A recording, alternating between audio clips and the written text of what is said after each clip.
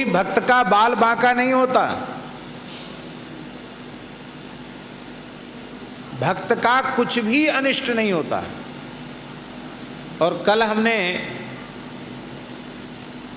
चर्चा की थी, प्रहलाद जी की भी चर्चा की थी और भक्त चंद्रहास की भी चर्चा की थी। चंद्रहास जी को मारने के कितने प्रयास किए गए, पर क्या बिगड़ा चंद्रहास जी का। प्रहलाद जी को मारने के कितने प्रयास किए गए, पर प्रहलाद जी का क्या बिगड़ा।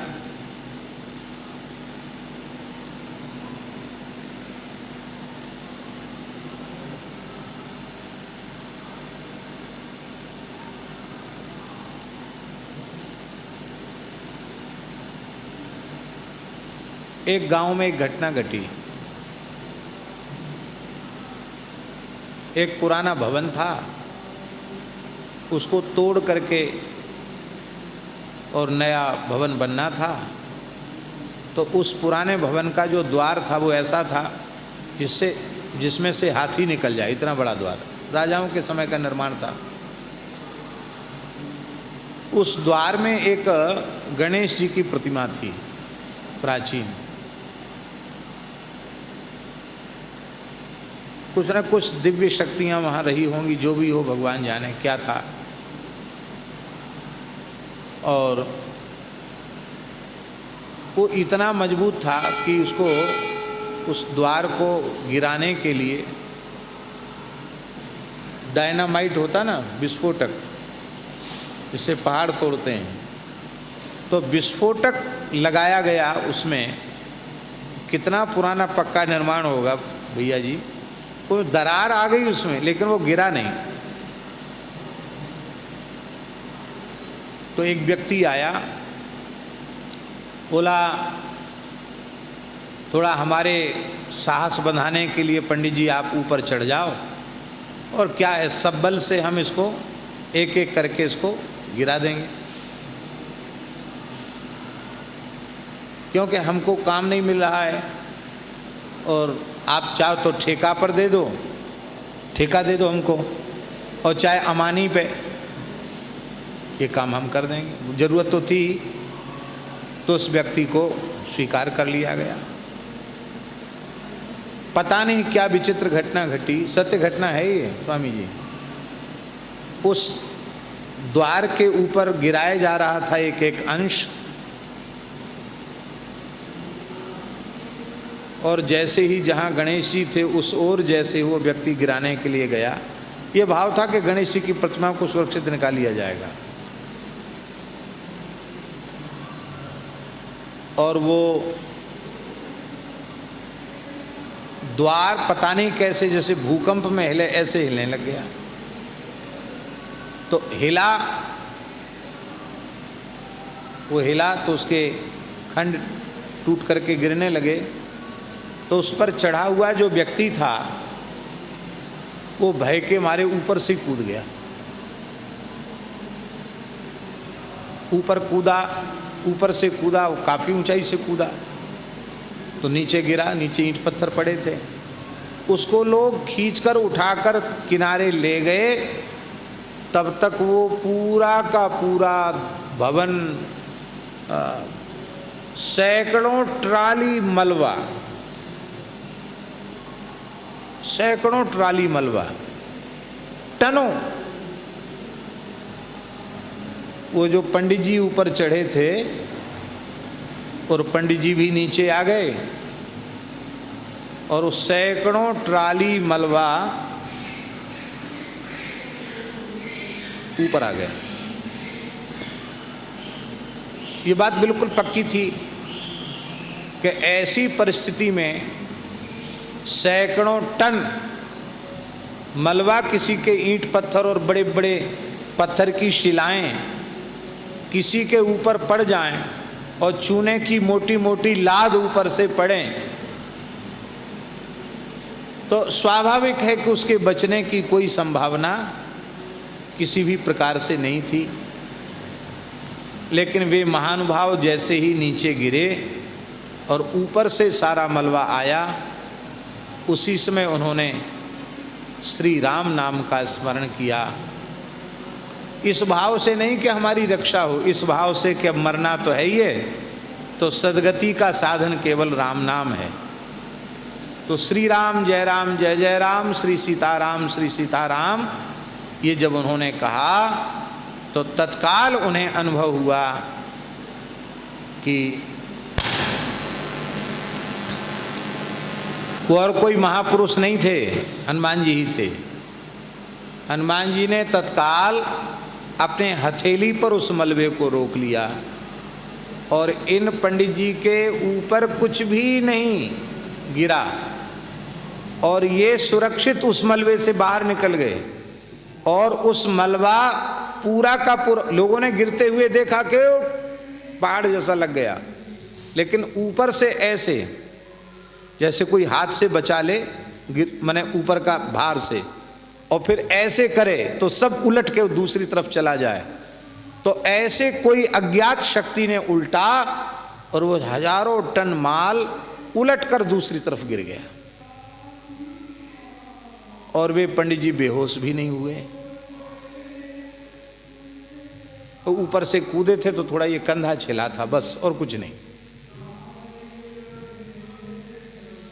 और वह जो व्यक्ति था जिसके ऊपर एक पत्थर भी नहीं गिरा था, केवल ऊपर से कूदा था, वो व्यक्ति हॉस्पिटल में उसको ले जाया गया और हॉस्पिटल में डॉक्टरों ने कहा कि इसके तो खून बहुत निकल गया है, अब हरिजन केस बना। सब तरह के लोग होते ना, रोटी सेकने वाले लोग, उन्होंने कहा कि तुम कह दो कि ऊपर से धक्का दे दिया और हमको तो हम करना नहीं चाहते थे, जबरदस्ती काम पे बुलाया और ऐसा किया वैसा किया। तो व्यक्ति भी तैयार हो गया कि हाँ ठीक है, इन सबको भीतर करवाना, अंदर करवाना है। और वह व्यक्ति मरणासन्न था। उसी समय पुलिस अधिकारी आया बयान लेने के लिए हॉस्पिटल में, सरकारी हॉस्पिटल था। जैसे ही पुलिस अधिकारी बयान लेने आया और उस पुलिस अधिकारी ने क्या कहा, बोले देखो भाई, तुम्हारा जीवन खतरे में तो है, जो सही बात हो बिना दबाव के तुम कहो। तो रिपोर्ट तो ऐसी की गई थी कि वो ये अपराधी सिद्ध हो जाएं, लेकिन उस व्यक्ति ने जो बात कही वो अद्भुत थी। वो व्यक्ति बोला कि मैं विश्वास नहीं करता था कि राम नाम और भगवान की क्या महिमा है, लेकिन एक ब्राह्मण के विश्वास की विजय होती हमने देखी है। साहब, मैं तो मर जाऊंगा, बचूंगा नहीं, पर मैं झूठ बोल के पाप नहीं कमाना चाहता। मरने वाला झूठ क्यों बोलेगा? यद्यपि मुझे ये कहा गया है कि तुम जो हम चाहते हैं वो कहो, लेकिन मैं वो नहीं कहूँगा, मैं सही सही बात कह रहा हूँ। इन पंडित जी को तुम कुछ बोल मत देना, क्यों? ये सच्चे भक्त हैं, ये सच्चे भगवान के भक्त हैं। हजारों टन मलबा इन पर गिरा था, सैकड़ों टन मलबा, पर ये बच गए, इनका कुछ नहीं हुआ और मैं अब मर रहा हूं। और ये उसके बयान के आधार पर बच गए।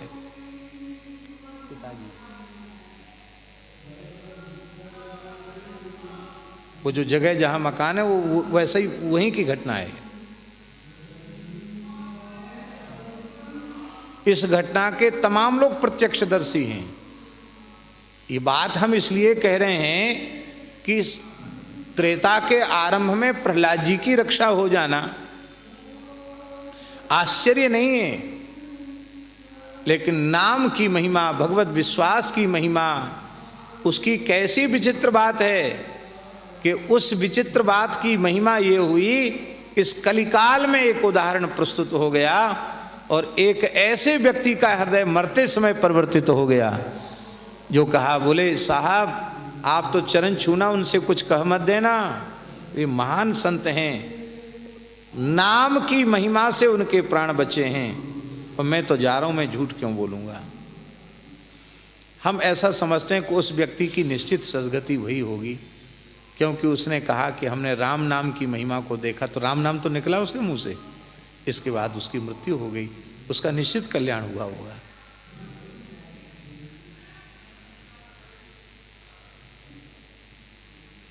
अब किसी का कहना यह था कि वहाँ उस पुराना भवन था, ऐसे ही पड़ा था, उसमें भूत प्रेत रहते थे, भूतों ने हिलाया। चलो भूतों ने हिलाया सही है, अरे बिना भूकंप के भवन हिल रहा है तो कुछ ना कुछ तो मानना पड़ेगा ना। लेकिन वे भूत मिलकर कुछ न बिगाड़ सके, क्योंकि बैर और के कहा सरे, कुछ नहीं बिगड़ने वाला है। आप भगवान के आश्रित हो जाओ, भगवान के आश्रित होने के कारण तुम्हारा बाल बांका नहीं होगा। यहां एक विशेष बात है,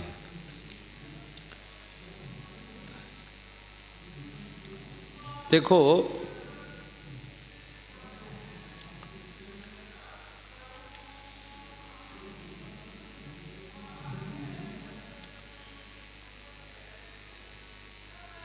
किसी भी व्यक्ति के प्रति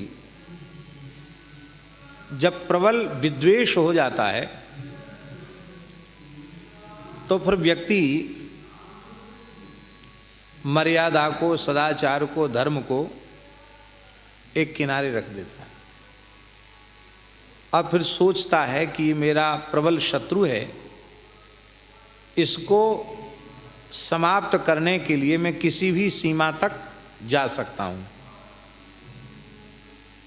तो वो सब कुछ करता है जो मनुष्य के बस में होता है, संभव होता है, सब कुछ करता है। जब देखता है कि मेरे बाहुबल का सहारा अब नहीं है, मैं बाहुबल से कुछ नहीं बिगाड़ सका, रुपया पैसा देकर गुंडे बदमाशों के द्वारा भी कुछ नहीं बिगाड़ सका,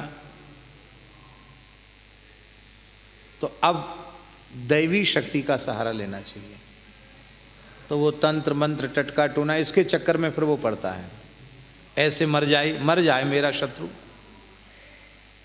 हम क्या कहें, संत विराजे हैं, इसी वृंदावन की घटना है। एक व्यक्ति आया, हम उघारे पुघारे बैठे थे, एक तौलिया लगाए थे केवल, शरीर पर कोई वस्त्र नहीं था, और एक व्यक्ति आया,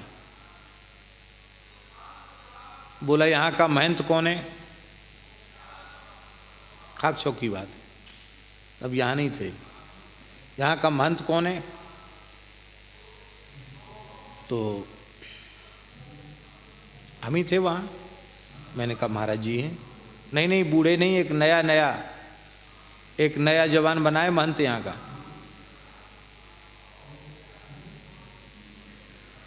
हमसे बोला, हमारी तरफ उसने घूर के देखा, बोला तुम ही तो हो बाबा, तू ही तो है, ब्रजभाषा, बाबा तू ही तो है। मैंने कहा हाँ बोलिए क्या बात है। हमने कहा बोलिए क्या बात है। पता नहीं क्या हुआ उसको, उसने मेरी ओर पैर से लेकर सिर तक बहुत नजर गड़ा के मेरी ओर देखा, और देखने के बाद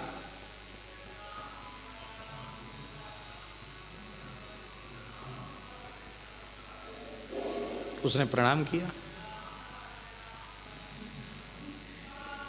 बाबा तेरे चरण छू लूं। हमने कहा वहीं दूर से ही कर लो, दूर से प्रणाम। ला बाबा प्रसाद दे। तो मिश्री रखी थी ठाकुर जी कटोरी में, मिश्री दिया, चरणामृत भी दिया, मिश्री भी दिया। तो मैंने उससे पूछा कि आपको जरूरत क्या पड़ गई महंत से। उसने कहा मैं बहुत बुरा आदमी हूं, पैसा लेकर किसी की भी हत्या करना मेरा काम है, और आपको मारने का 60,000 में सौदा तय हुआ है, 30,000 हमको मिल चुके हैं और 30 बाकी हैं। तुम कहो तो जिन्होंने सौदा किया उनको मार दें, 30 दे दो हमको। उसने कहा हमको तो 60 चाहिए, 30 हमको दे दो, तो हम जिसको मारना उसको हम मार के चले जाएंगे, आपके दुश्मन को, क्योंकि जो आपको मरवाना चाहता आपका दुश्मन ही है। मैंने हंसकर कहा कि मेरा दुश्मन इस धरती पर है ही नहीं, मेरा कोई शत्रु ही नहीं है, इसलिए आपको जो राशि बकाया है वो भी आप उनसे ले लीजिए और आप जिस काम के लिए आए हैं वो काम करके चले जाइए। हम तो ठाकुर जी के सामने बैठे हैं, आपको जो चाहिए आप जिस काम के लिए आप कर दो काम, कोई बात नहीं। बिल्कुल भय भी नहीं हुआ। उसने तुरंत कट्टा निकाला, रिवाल्वर मुझे दिखाई, बोले महाराज ये है, मैं झूठ नहीं बोल रहा हूं। बोलो कौन पे चलाए दूं? मैंने कि तू जो पे चलाए आप उसको वहां पे चलाए दे। तो बोला मैं बुरा आदमी तू हूं, पर बाबा ऐसे सुंदर मलूक बाबा जी पे मैं बार ना कर सकूं। बाबा तुम वो तो बस प्रसाद तेने दे दियो, मैं जाए रहूं। प्रणाम करके चला गया। ये कोई कथा प्रवचन में कहने योग्य घटना नहीं है, लेकिन ये बात बिल्कुल सत्य है स्वामी जी। जो पे कृपा रघुपति कृपालु की, बैर और के कहा सरे। ये अनुभव की चीज है। मारने वाला प्रसाद लेके चला गया।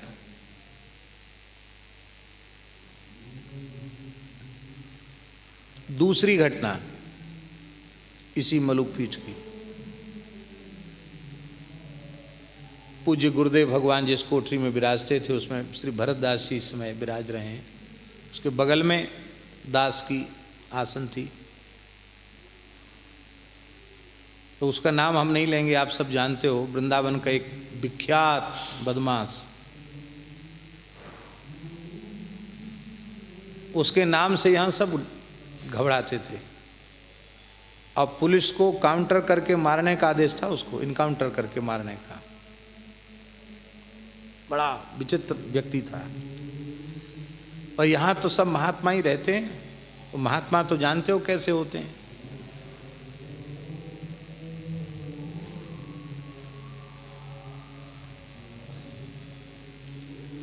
तो पूज्य रमण रीति वाले महाराज जी कभी विनोद में कहते हैं कि उच्च कोटि का जो सरल होता है, सीधा साधा, जिसको कोई ज्ञान ना हो व्यवहार का, उसी को महात्मा कहते हैं। भले ही संसार की दृष्टि में लोग उसको मूर्ख या पागल कहें, पर बोले हम अपनी भाषा में कहते हैं कि जो उच्च कोटि का सरल होता है उसी को लोग महात्मा कहते हैं। तो वो बदमाश यहाँ आया, आगे बोलो मोए बावान पे जानो है। तो एक महात्मा हमारे पास लेके पहुंच गए। सवेरे का समय था, हम संध्या उपासना कर रहे थे। कोठरी में गुस्सा चला गया। उसने बैठा वहाँ, हमारा जब पूरा हो गया इसके बाद बोला बाबा हमें पहचानते हो? मैंने कहा मैं तो नहीं पहचानता। मैं पहचानता भी नहीं था। हमने कहा हम तो नहीं पहचानते। बोले मुझे अमुक ठाकुर कहते हैं। उनके नाम तो हमने सुना है। तो बाबा 50,000 रुपये ला। 50,000 रुपये कहाँ से? पुरानी बात है, ये सब बना नहीं था, खंडहर पड़ा था। 50,000 रुपये ला। किस बात के? बोला एक ब्राह्मण की लड़की है, उसका विवाह करना है और मैं वचन दे चुका हूँ, और भी तमाम महंत लोग दे रहे हैं, तुम भी दो, 50,000 दो। तो मैंने कहा भाई देखो ऐसा है कि हमारे पास 10-20 रुपये भी कोई चढ़ाता है तो गौ सेवा और संत सेवा के लिए देता है, ब्राह्मणों की सेवा के लिए देता है। आप जैसे लोगों को देने के लिए तो कोई नहीं देता, तो मैं आपको तो नहीं दे सकता। ये मुंह से निकल गया मेरे। इतना सुनते ही वो तमक गया। तुरंत उसने रिवाल्वर निकाली। बोले ये जाने बाबा या मैं कहा है? हमने हंसते हुए कहा कि हाँ खूब जानता हूँ।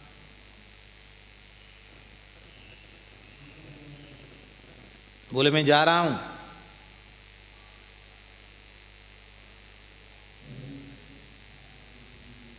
24 घंटे की मोहलत है। कल संध्या तक गिनती के 50 पहुंचा देना, नहीं तो बस समझ लेना देख लेंगे हम तुमको।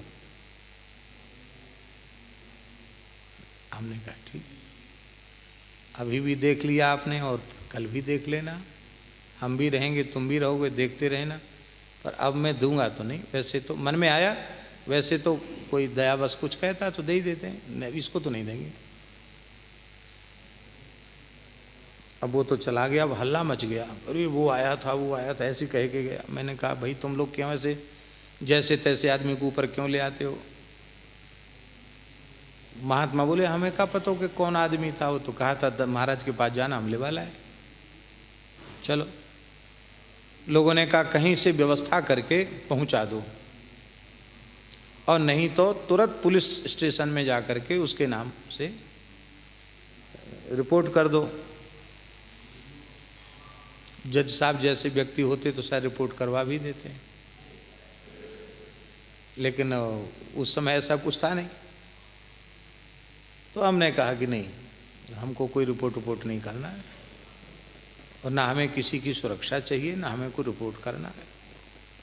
भगवान के जो विधान है, जैसा होना होगा वैसा हो जाएगा, अपने को कोई परवाह नहीं। लेकिन इतना पक्का है कि हम देंगे कुछ भी नहीं। क्यों? क्योंकि ऐसे व्यक्ति को एक बार देने के बाद आप कहीं से व्यवस्था जुटा करके देंगे, फिर हमेशा देना पड़ेगा, वो हम नहीं कर सकते। कितने घंटे की मोहलत दी थी? 24 घंटे की।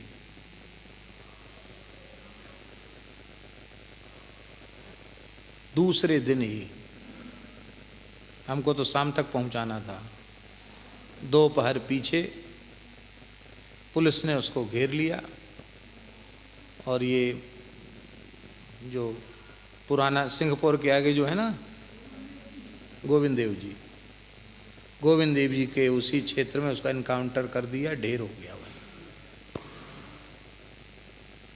लोगों ने कहा मलुक वाले महाराज ने करवा दिया, प्रभावशाली हैं उन्होंने करवा दिया।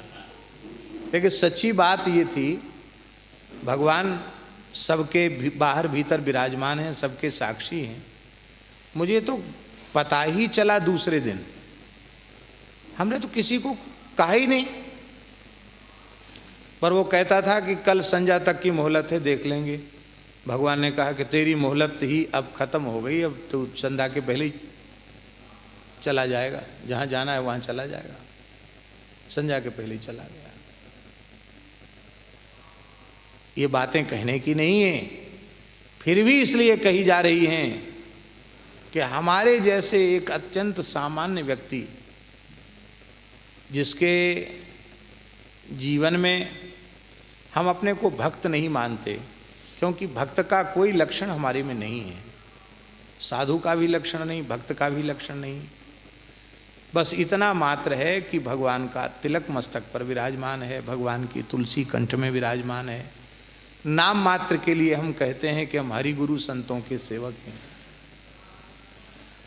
पर इस नाम मात्र के, वेश मात्र के संबंध से भगवान इतनी कृपा करते हैं, इतनी रक्षा करते हैं, तो फिर भगवदाश्रित जीव को भयभीत होने की, चिंता करने की, उद्वेग करने की क्या आवश्यकता है। ठाकुर जी के सहारे जिए, ठाकुर जी के सहारे रहे। बैर और के कहा सरे, कोई कुछ नहीं बिगाड़ सकता। तो यहाँ एक बात विशेष है कि जब व्यक्ति का स्वयं का बल काम नहीं करता है, और उसके कोई उपाय काम नहीं करते हैं, धन भी काम नहीं करता है, तब वह यंत्र मंत्र तंत्र इनका सहारा लेता है। भूत प्रेत आदि का भी प्रयोग करता है। भूत प्रेत का कोई उपद्रव उसके जीवन में शुरू हो जाए, मंत्र बल से प्रेरित होकर के कोई देवी उत्पात कराता है, माया के प्रयोग करता है, विष दे के मारना चाहता है, जाने क्या क्या नहीं करना चाहता है। किंतु यदि जिसके विरुद्ध ऐसा किया जा रहा है उसके हृदय में भगवदाश्रय का भाव सुदृढ़ है और यह विश्वास उसके भीतर बना हुआ है कि जो पे कृपा रघुपति कृपालु की, बैर और के कहा सरे। तो चाहे जो कुछ कोई कर ले, उसके सारे प्रयोग व्यर्थ जाएंगे। भक्त का कोई रोम भी टेढ़ा नहीं कर सकता, भक्त का कोई बाल बांका नहीं कर सकता। भागवत जी का एक श्लोक है, बड़ा प्यारा श्लोक है। न कश्चिन मत्परम लोके तेजसा यशसा श्रिया विभूतिर्वा भी भवेद देवोपि किमु पार्थिवः।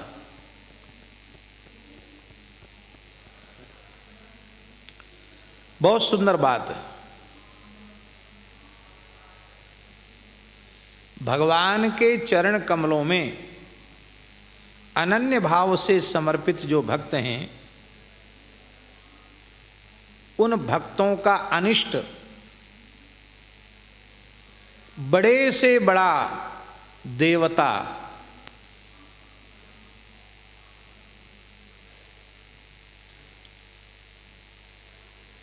उन देवताओं का विलक्षण तेज,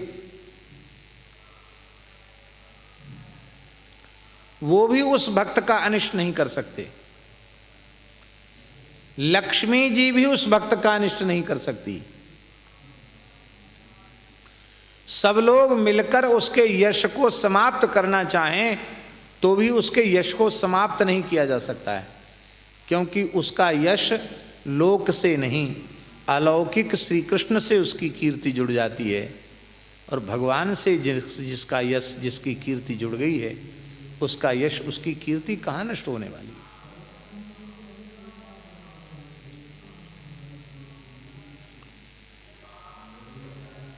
कोई राजा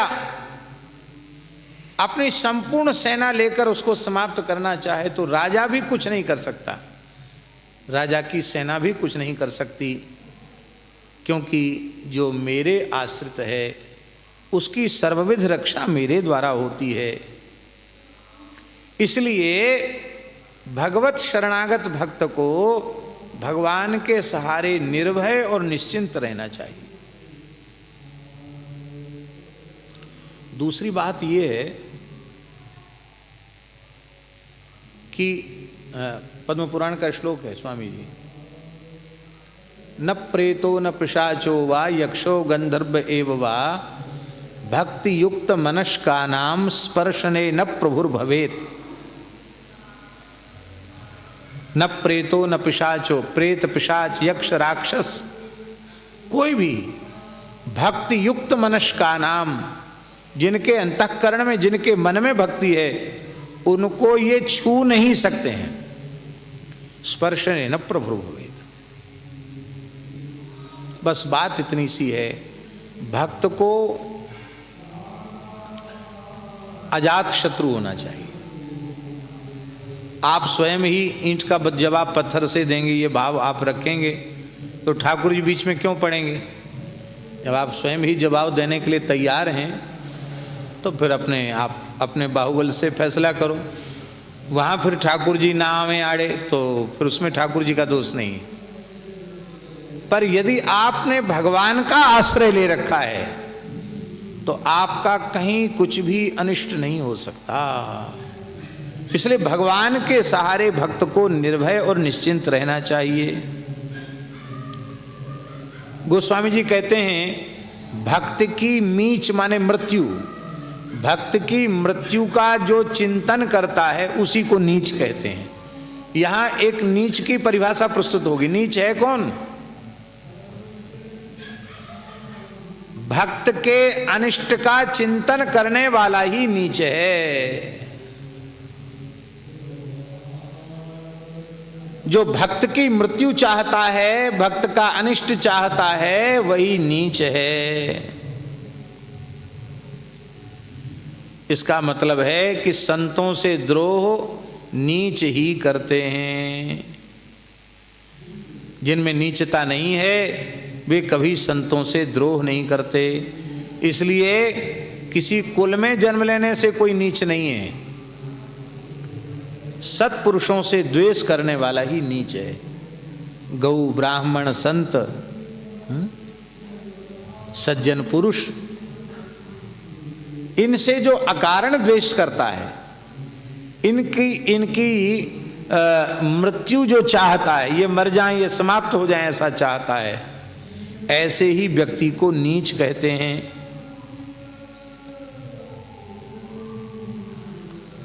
अब देखो श्रीमद् भागवत के पंचम स्कंद में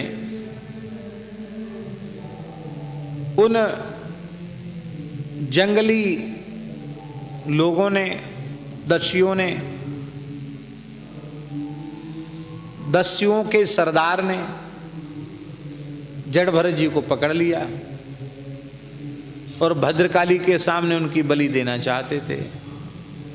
तो जो पुरोहित खड्ग से शिरच्छेद करना चाहता था, सहसोच्चाट सैव भद्रकाली, ब्रह्म तेज को, भक्त के तेज को सहन नहीं कर सकी, प्रतिमा फटी, भद्रकाली प्रकट हुई और पुरोहित के हाथ से खड्ग लेकर के सबसे पहले पुरुष जी का ही मस्तक धड़ से अलग कर दिया और जितने दुष्ट जड़भरत जी को मारना चाहते थे सबके रुंड मुंड अलग कर दिए भगवती ने। और 64 योगनियां प्रकट हो गईं और उनके रुंड मुंडों से सब कंदुक क्रीड़ा करने लगी, गेंद खेलने लगी।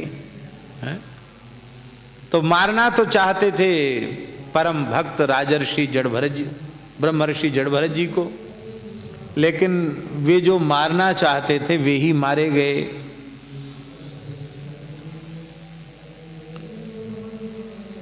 इसको सुखदेव जी ने कहा है, महत् अभिचारातिक्रमः कार्त्स्यात्मने फलति। महत् पुरुषों की अवज्ञा का जो परिणाम है वो अवज्ञा करने वाले के ऊपर ही फलित होता है।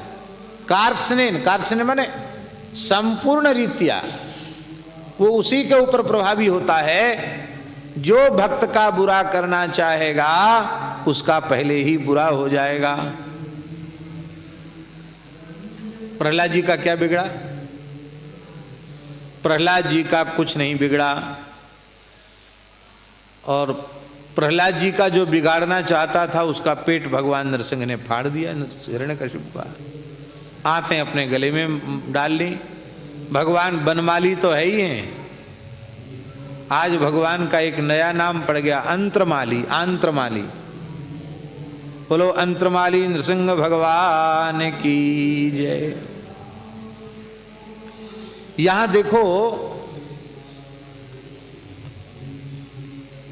इस पद में गोस्वामी तुलसीदास जी महाराज ने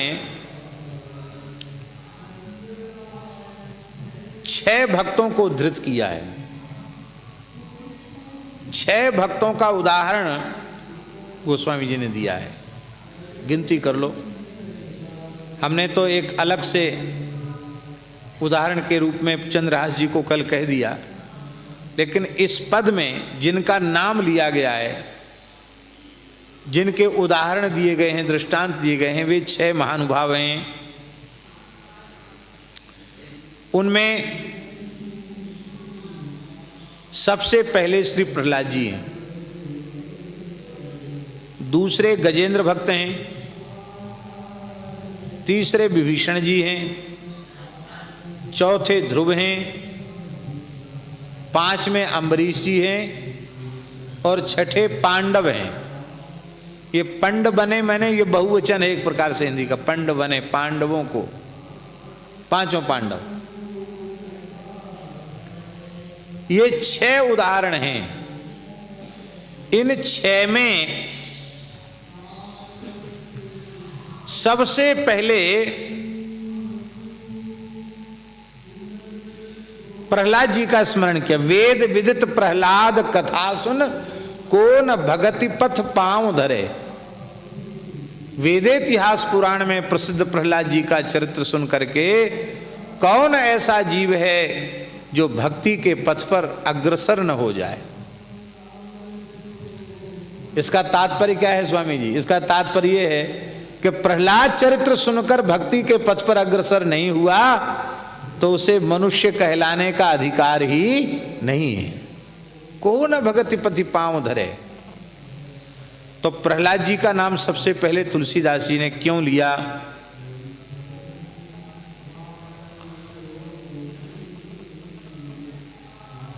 इसका प्रधान कारण है कि प्रहलाद जी का जहां जन्म हुआ है वहां कोई भी उत्तम संस्कार देने वाला उनको नहीं है। कयाधु माता है, वो भी दैत्यराज हिरण्यकशिपु के सर्वथा अनुरूप है, वो भी कोई भक्तिमती माता नहीं है, पतिव्रता तो है पर उसमें कोई वैष्णवता के भक्ति के संस्कार नहीं है। पिताजी का तो कहना ही क्या है, हिरण्यकशिपु महाराज। और नाते रिश्ते भी ऐसे ही हैं। बुआ जी, होलिका बुआ, बुआ भी ऐसी है। भाई साहब क्यों उदास और चिंतित हैं? मैं अपने भतीजे को जलाकर भस्म कर दूंगी और फिर तुम्हारा चेहरा प्रसन्नता से खिल जाएगा। ऐसी बुआ है जो प्रहलाद जी को ही भस्म करना चाहती है, होलिका। और यथा राजा तथा प्रजा, राक्षसों का ही समुदाय है, परिवेश भी वैसा ही है, मित्र मंडली भी वैसी है। और तो और दुर्भाग्य की बात, गुरुपुत्र षंडामर्क भी वैसे ही हैं। को न कुसंगति पाए नसाई, षंडामर्क भी ऐसे ही हैं। ब्राह्मण पुत्र होने के बाद भी, शुक्राचार्य जी के पुत्र होने के बाद भी उनकी विपरीत बुद्धि कैसी है, उनका विपरीत ज्ञान कैसा है आप जानते हैं?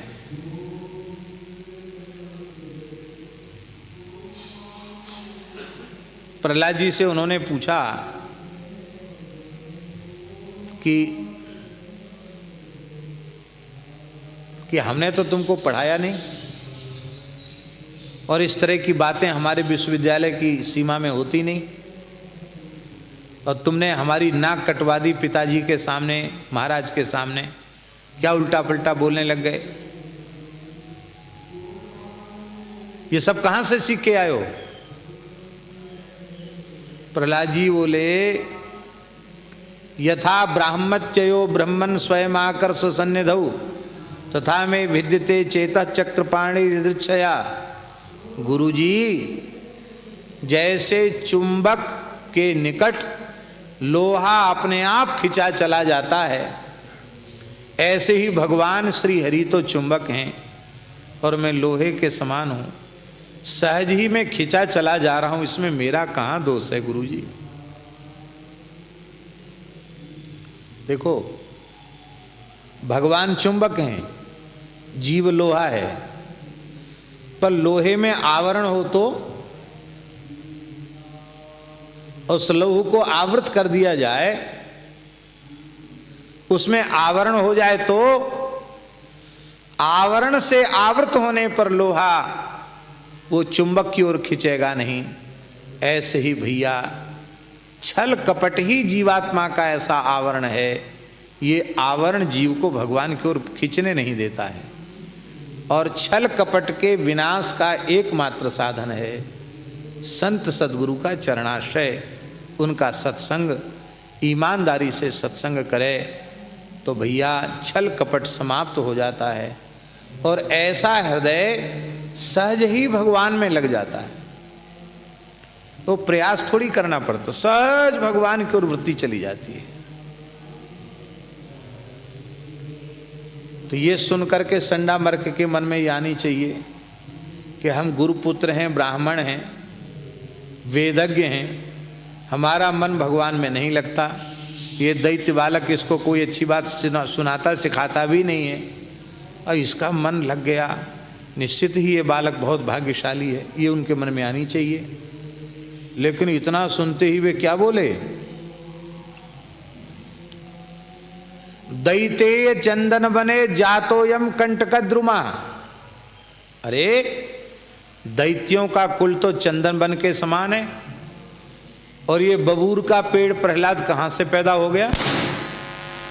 अरे अब समझ में आया है, ये दैत्यों के कुल को चंदन बन को मिटाने के लिए ये विष्णु रूप कुल्हड़ी का बेट बनकर आया। बेट बबूल का अच्छा होता है।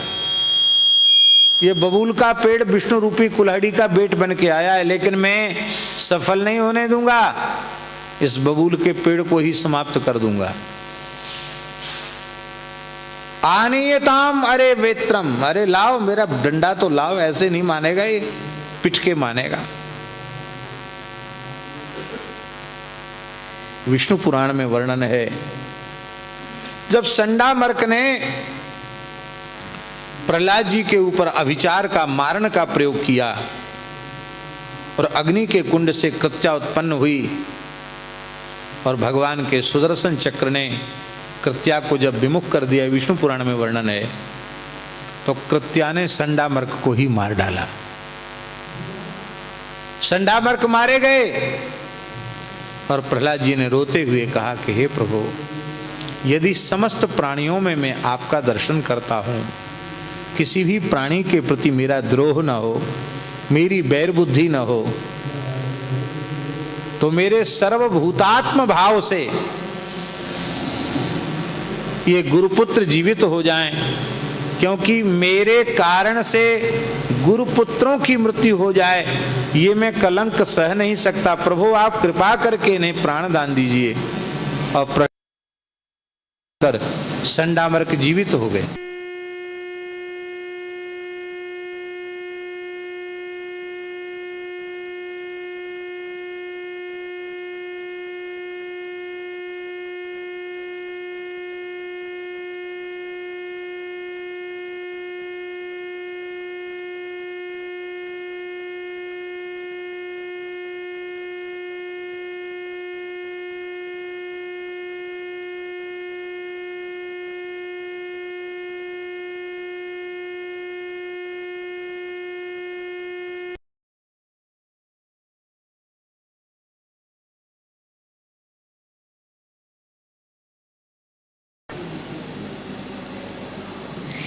पर प्रहलाद जी पर कुसंग का प्रभाव नहीं पड़ा। क्यों नहीं पड़ा, ये बात विचारणीय है, और इसका एकमात्र समाधान ये है,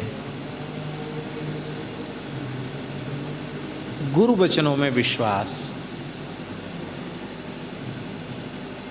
जब प्रहलाद जी अपनी माता के पेट में थे, और उस समय नारद जी ने जो उपदेश दिया था, उस उपदेश को श्री प्रहलाद जी ने अंगीकार कर लिया, और जीवन भर गुरु उपदेश को यथावत अक्षरशः धारण करके रखा। उसका दिव्य परिणाम यह हुआ कि कहीं से कहीं तक उनको सत्संग नहीं प्राप्त था, फिर भी उन दैत्यों के कुसंग का प्रभाव उनके चित्त पर नहीं हुआ। एक दोहा है स्वामी जी रहीम जी का, जो रहीम उत्तम प्रकृति का करी सकत कुसंग, चंदन विष व्यापत नहीं लिपटे रहत भुजंग। ये उत्तम प्रकृति वाले हैं कौन?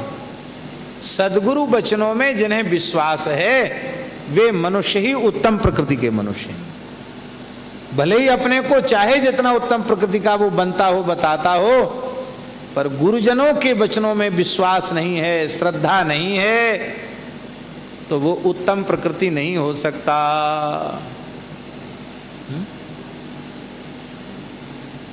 इसी को गोस्वामी जी ने कहा, गुरु के वचन प्रतीत न जेहि, सपने हूँ सुगम ना सुख सिद्धि ते ही।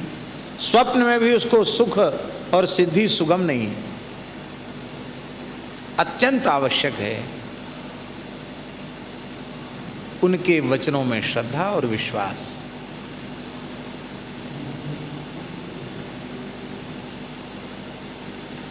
पार्वती जी का कितना विश्वास है नारद जी के वचनों में? और इस विश्वास ने ही भगवान शिव के चरण कमलों की शाश्वत सेवा पार्वती जी को प्रदान कर दी। वेद विदित प्रहलाद कथा सुनी, को न भगति पथ पांव धरे।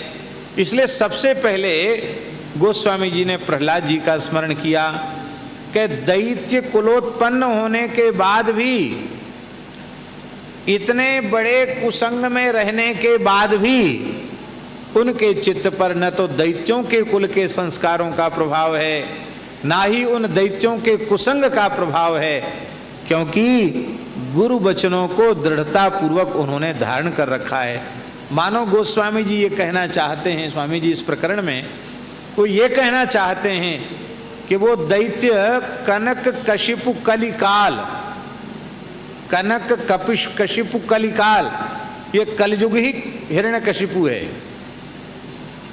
और कलयुगी प्राणी ही वो सब दैत्य हैं, लेकिन इनका प्रभाव भक्त के ऊपर नहीं होगा यदि किसी परोपकारी अकिंचन नारद जी जैसे किसी संत सदगुरु की बातों को उसने अपने जीवन में धारण कर रखा है।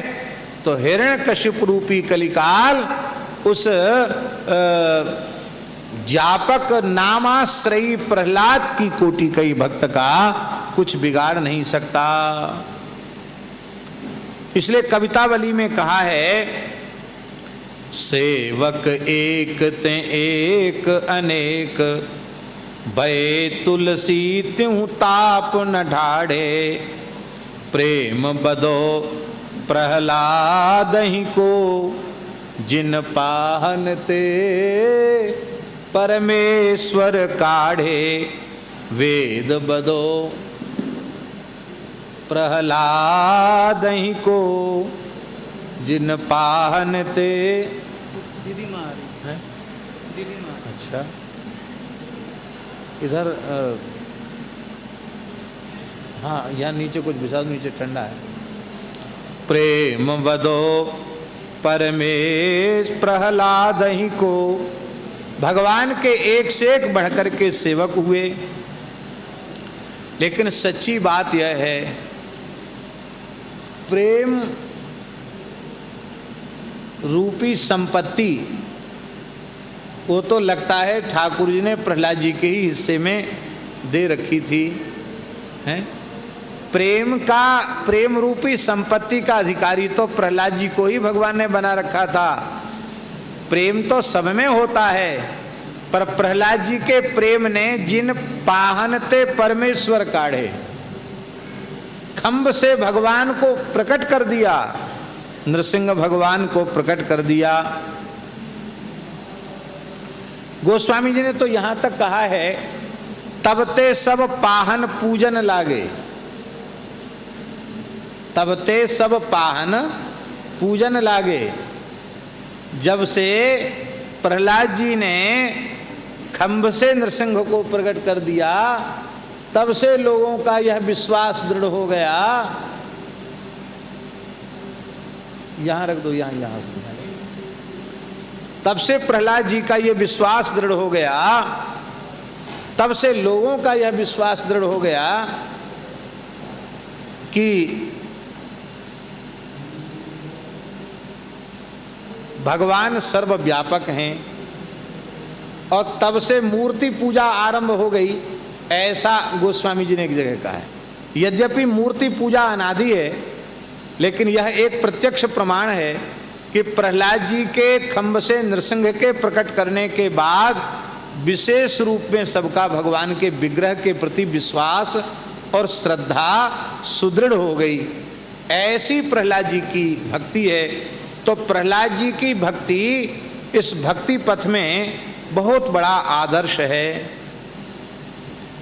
परम आदर्श है। और एक विशेष बात है कि प्रहलाद जी की भक्ति में कोई निमित्त नहीं है। भगवान कपिल ने कहा, अनिमित्ता भागवती भक्ति सिद्धेर गरीयसी, जरियत्याशुया कोशम निर्गीर्ण मनलो यथा। भगवान की भक्ति दो प्रकार की होती है, एक निमित्ता भक्ति और एक अनिमित्ता भक्ति। निमित्त का अर्थ है कामना। जो भक्ति किसी निमित्त को लेकर के, किसी कामना को लेकर के की जाती है, उस भक्ति को निमित्ता भक्ति कहते हैं। वो निमित्त की पूर्ति जब हो जाती है तो भक्ति शिथिल पड़ जाती है। शिथिल ही नहीं, भक्ति निवृत्त भी हो जाती है। किंतु जो भक्ति अनिमित्ता होती है, जिसमें कोई निमित्त नहीं है, जिसमें कोई हेतु या कामना नहीं है, वो भक्ति कभी निवृत्त नहीं होती है। वो भक्ति तो प्रतिक्षण वर्धमान होती है। और वही भक्ति जीव के अंतःकरण की जो अविद्या वासना की भयंकर वृत्ति है, मल है, उस मल को जलाकर ऐसे भस्म कर देती है जैसे जंग लगा हुआ लोहा धधकती हुई आग में डाल दिया जाए तो उस प्रचंड अग्नि की लपटों में उस धातु की जंग आदि जलकर भस्म हो जाती है। ऐसे ही जीवात्मा का अविद्या वासना जन्य मल उस निष्काम भक्ति की अग्नि में जलकर भस्म हो जाता है। चित्त की शुद्धि, अंतःकरण की शुद्धि निष्काम भक्ति से ही होती है। प्रहलाद जी की भक्ति की और दूसरी विशेषता यह है कि निष्कामता की परमावधि है प्रहलाद जी, कोई कामना नहीं, कोई कामना नहीं। भगवान कहते हैं प्रहलाद भद्र भद्रंते, प्रहलाद तुम्हारा कल्याण हो। प्रीते हम तो ते सुरोत्तम, हे असुरोत्तम, हे असुर श्रेष्ठ, मैं बहुत प्रसन्न हूं, मेरी प्रसन्नता के लिए कुछ मांग लो। प्रहलाद जी बोले स्मारे त्वाम न शिक्षय, आपकी सहज श्वास प्रश्वास वेद है, आपको शिक्षा तो कोई देगा कहाँ से। लगता है हमारे ही दुर्भाग्य से आप भूल रहे हो, इसलिए हम आपको याद दिला रहे हैं। हमारा आपका रिश्ता दूसरा है। भगवान बोले कौन सा रिश्ता है? बोले हमारा आपका रिश्ता है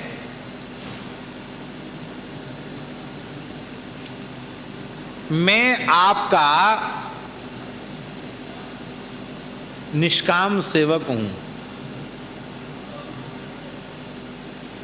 और आप मेरे निरपेक्ष स्वामी हैं।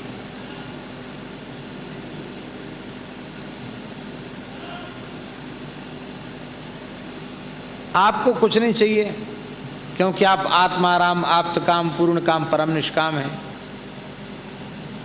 हम लोगों को कोई काम करें तो सहयोगियों की जरूरत है, भगवान को किसी सहयोगी की भी अपेक्षा नहीं है। जय सृष्टि उपाई त्रिविध बनाई, संग सहाय न दूजा। उनको किसी के सहयोग सहायता की आवश्यकता नहीं। तो आप निरपेक्ष स्वामी हैं, आपको किसी से कुछ नहीं चाहिए। नैवात्मन प्रभुरयम निजलाभ पूर्णो मानम जनादविदुषक करुणो वृणीते यद्यज्जनो भगवते विदित मानम तच्चात्मने प्रतिमुखस्य यथा मुखश्री। प्रहलाद जी ने स्तुति में कहा है।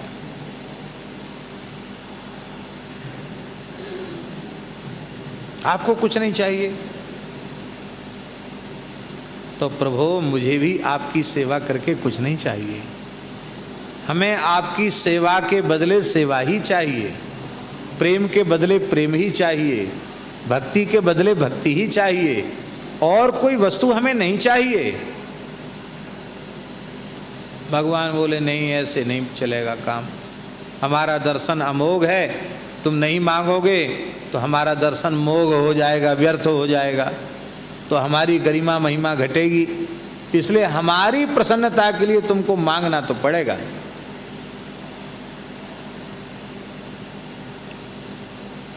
प्रहलाद जी बोले अब हमें अपनी भूल समझ में आ गई। हमको भ्रम हो रहा है कि मैं निष्काम हूं। यदि मैं पूरी तरह निष्काम होता तो भगवान इतना पीछे पड़ते ही क्यों कि तुम मांग लो मांग लो मांग लो। अरे जरूर मेरे भीतर कुछ कामनाएं वासनाएं हैं जो अभी हमारे पकड़ में नहीं आ रही हैं, हमारे अनुभव में नहीं आ रही हैं, इतनी सूक्ष्म हैं वो कि हम वहां तक पहुंच नहीं पा रहे हैं, और वो हैं भीतर। इसलिए भगवान कहते भाई मांग लो जिसमें तुम्हारे मन की मन में न रह जाए। प्रहलाद जी सावधान हो गए, बोले प्रभु अब तो हम जरूर मांगेंगे, मांगो। जन कहूं कछु अदे नहीं मोरे। प्रहलाद जी बोले कामानाम हृदय संरोहा भवतस्तु वृणे बरम। हे भगवन आप ऐसी कृपा कीजिए कि मेरे हृदय में कामनाओं के बीज ही अंकुरित न हो। इसका मतलब कामनाओं के बीज तो पड़े हैं, लेकिन आप कृपा करें उनमें अंकुरण न हो। वो आपकी कृपा से जल जाएं, भुन जाएं या उबल जाएं, क्योंकि जले भुने उबले बीजों में उत्पादन की शक्ति नहीं रहती, अंकुरण की शक्ति नहीं रहती है। और इस बात को स्वयं भगवान ने 10वें स्कंद पूर्वार्ध में ब्रज कुमारिकाओं के ऊपर जब अनुग्रह किया है क्षीरहरण के प्रसंग में, तो भगवान ने स्वयं इस बात को कहा है। भगवान श्री कृष्ण ने कहा, बहुत प्यारा श्लोक है, भगवान ने कहा न मय्या वेशित धियाम कामः कामाय कल्पते भर्जिता क्वथिता धानाः प्रायो बीजाय नेष्यते। भगवान ने कहा न मय्यावेशित धियां कामः कामाय कल्पते। मय्यावेशित धियां कामः कामाय न कल्पते। जिन भाग्यशाली जीवों की बुद्धि मुझ श्री कृष्ण में परमात्मा में लग गई है, उनके मन में कथनचित कोई कामनाएं भी उत्पन्न क्यों न हो जाएं, तो भी उन कामनाओं के कारण वे संस्कृति के चक्र में नहीं पड़ते। ये भगवान के द्वारा दिया गया बहुत बड़ा आश्वासन है। जिनकी बुद्धि मुझ में लग गई है, कथनचित उनके मन में कोई कामनाएं पैदा हो जाएं, तो भी उन कामनाओं के कारण वे जन्म मृत्यु के चक्र में, संस्कृति के चक्र में नहीं पड़ते हैं। क्यों? क्योंकि भर्जिता क्वथिता धाना, जिन धान्यों को, बीजों को, अन्नादि को भून दिया गया है अथवा उबाल दिया गया, क्वथिता उबल माने उबाल दिया गया है, ऐसे उबले हुए भुने हुए बीज उनमें अंकुरण नहीं रहता। अब देखो तो